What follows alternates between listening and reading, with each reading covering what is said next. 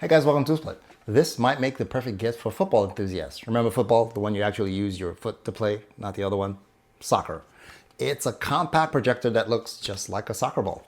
Let me tell you about it. So like I said, if you're into sports setups or just want something different on your shelf, this will definitely stand out.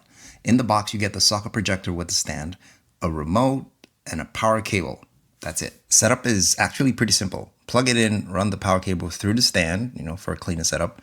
Connect your phone, laptop, or streaming stick, and you're good to go. It even has digital focus and auto keystone to straighten things out without much hassle. In terms of picture quality, it maxes out at 720p at about 160 lumens. That's not very bright, so it's fine in a dark room, but will definitely struggle once you introduce ambient light. It also works pretty well for casual gaming, but there is some input lag, so won't do for competitive twitchy reflex shooters at all. It's got built-in speakers, which is usable in the pinch, but they get very cranky once you push the volume. I would suggest just connecting this to external speakers if you have to. All in all, this is a fun novelty projector for soccer fans and can be used in a pinch when you lack an alternative screen or just on the go. So overall, mediocre performance, but cool idea though.